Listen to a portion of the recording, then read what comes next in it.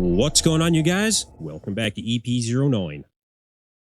And the 2025 EVLS Prague Pro is officially in the history books. And we have a returning champion in Martin Fitzwater successfully defending his title against former Mr. Olympia Samson Dauda, defeating him after just falling 5th place to Samson's 4th at the Olympia just 2 weeks ago. You guys, there were some serious expectations set before this show. Some of them were met, and some of them were not. So we're going to talk about the top 5 in this show.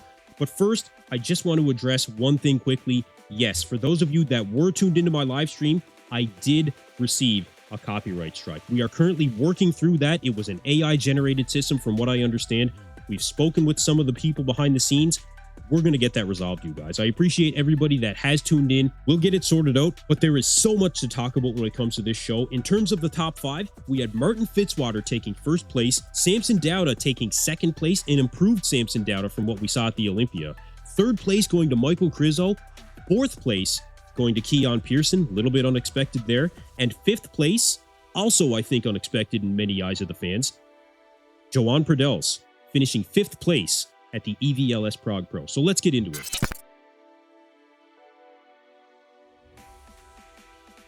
Now I'm going to start with 5th place, Joan Pradells. This is a competitor that I think many fans of bodybuilding have had their eyes on for a couple of seasons now, finally starting to come into his own when it comes to really filling out that physique. Joan Pradells showed up with respectable conditioning, but I think he had a little bit to be desired when it came to some of the back shots. But the quads with Joan Pradells, sweeping quads, really round quads, some of the best in the show, decent separation overall, very aesthetic from top to bottom. You know, he has really good flow to his physique. I think that his front double was a very strong pose for him. In fact, during his individual routine, that's the majority of the shot that he hit because he knew that was his power shot. Very good side leg conditioning. I think that the side chest was a strong shot for him as well. The back double, good detail there, but again, the hamstrings, the quads, they need to come in a little bit more. And I think that he needs to fill out his triceps just a bit more when it comes to the most muscular to really round out his physique and as well as that side chest. But overall, this was a very good showing for Joan Pradells. Definitely deserved 5th place. In fact, I know that in the eyes of the fans from my live stream from yesterday, a lot of people would not have been upset if he would have finished ahead of Keone Pearson. But congratulations to Joan Pradells on an excellent showing here at the EVLS Prague Pro. The future is bright for this 27-year-old competitor. Joan Pradells takes 5th place.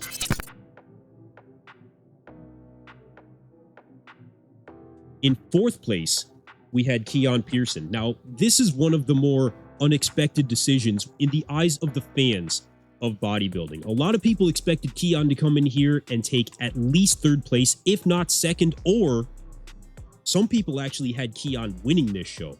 Now, for myself, in my video the day before prejudging, I did ask the question when it came to Keone being compared directly to Michael Krizo, because look, Krizo was going to be the biggest guy in this show, okay?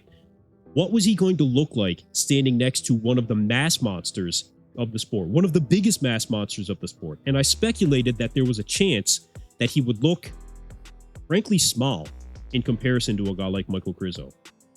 And that's exactly what took place. Keone did have an improved package from what we saw at the Olympia. I think that his conditioning was better. I think that he looked a little bit harder and grainier, especially through the chest, the shoulders. That side chest was absolutely phenomenal. Really full, bursting full, ridiculous back shots. He had the width, he had the fullness, he had the depth, he had the hamstrings dialed in, glutes dialed in.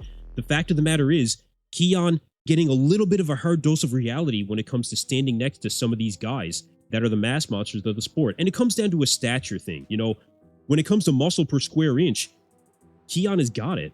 You know, Keone's got it all. But standing next to these bigger guys, he can get lost in the lineup because these guys are absolutely massive. And in open bodybuilding, size certainly does matter. Stature certainly does matter.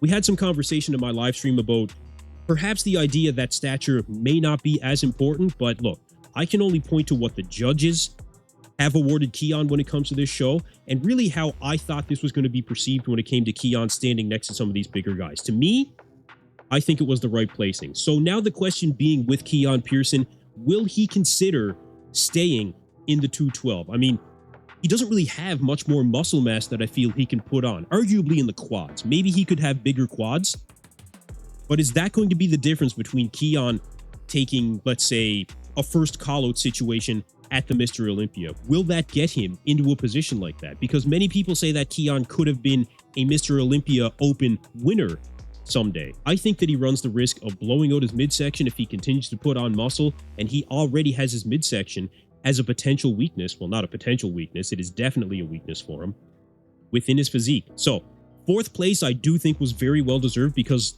look, the fact of the matter is, this was probably the best version of Keone Pearson that we have ever seen on a bodybuilding stage. But will he end up going to the Open?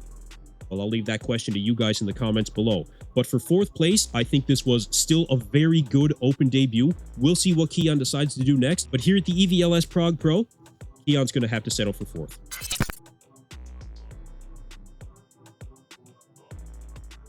In third place, we had Michael Krizo, and this was one of the best versions of Michael Krizo that I have ever seen. This was definitely his best version from the back.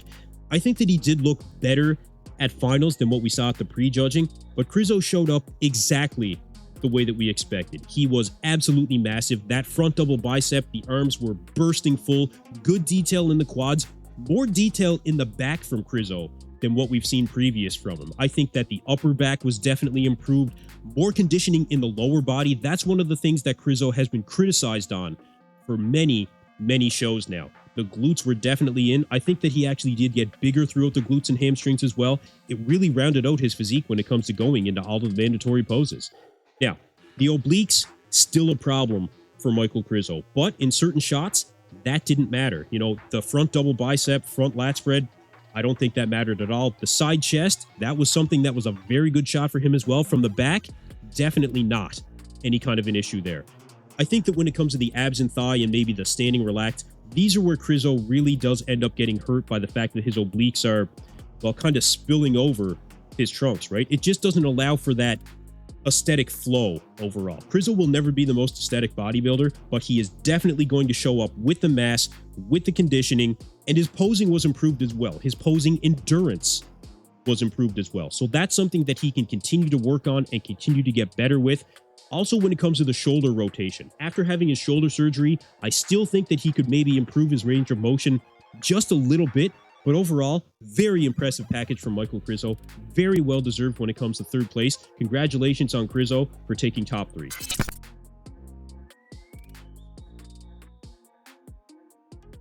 In second place, we have Samson Dauda. And you guys, this was a very close show between Samson and Martin. Samson definitely showed up improved from what we saw from the Olympia. I was concerned that the extra 20 pounds would end up backfiring on him, that he would look watery, that he would not have that conditioning. And although you could argue that Samson maybe wasn't as conditioned as what we saw at the Olympia when it comes to detail through the quads especially, right? I saw some comparison pictures.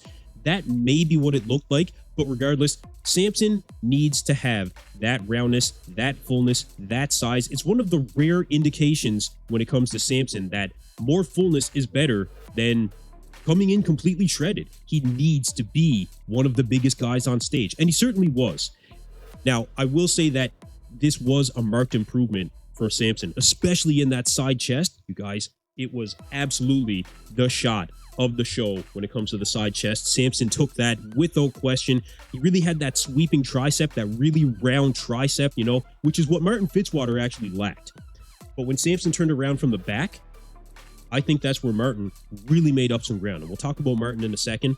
But Samson overall making the improvements that he needed to make to show that he can still be a Mr. Olympia contender. And I think that this is a win for Samson regardless of not taking home first place. Samson did this show because he wanted to prove that he still has what it takes to be a Mr. Olympia contender someday. And I think he definitely proved that to us all. Samson will definitely be in the running when it comes to coming back to the Olympia. I won't be surprised if he actually wants to go on and do the Romania show again as well, right? Leaving with a win, going into 2026, perhaps considering the Arnold Classic, although I do think that he needs more time off right now. But look, regardless of all of that, marked improvements from Samson. Congratulations on second place. But finishing second place to Martin Fitzwater, who honestly, to me, I said it in my stream a number of times, you guys, I think that Martin had the #1 peak of any bodybuilder that I witnessed in any show in 2025. Honestly, it was that good, especially compared to what we saw at the Mr. Olympia, okay? Martin was shredded out of his mind. That quad detail was absolutely insane. He had the side leg stripped out. You could see everything, every little detail in the upper back, the lower back. I have never seen Martin so conditioned, ever. It was ridiculous. But to go along with that conditioning, he was bursting full. There was literally nothing better that Martin could have done when it comes to his current physique and showing up at the EVLS Prague Pro. And look, I will say it again. If there was half points in bodybuilding, I think that's how close it was between Martin and Samson. But this was a very well-deserved victory. And this puts Martin in the position of being a serious contender for that Mr. Olympia title. I mean, he just defeated Samson Dauda, who I just said will be back in contention for the Mr. Olympia title in 2026, putting Martin Fitzwater in a very interesting position and putting him in the position of being easily considered one of the best in the world. And you guys, I am so excited to see what kind of improvements Martin can make. I think that from a size standpoint, Martin in the side chest, I think his shoulders slightly overpower his arm overall.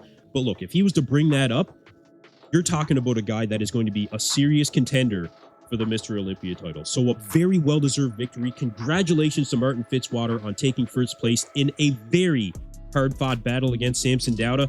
You guys, this was a very exciting show. I mean, it seems like in 2025, the shows just continued to get better and better and better. One of the best seasons that I've ever had the privilege of covering pro bodybuilding, if not the best. I think that's actually safe to say. But look, you guys, that's it for me when it comes to the Prague Pro. I'm sure that we'll have more discussions on this moving forward when it comes to the bodybuilding breakdown. I was talking to Lee Priest, he'll be coming back on.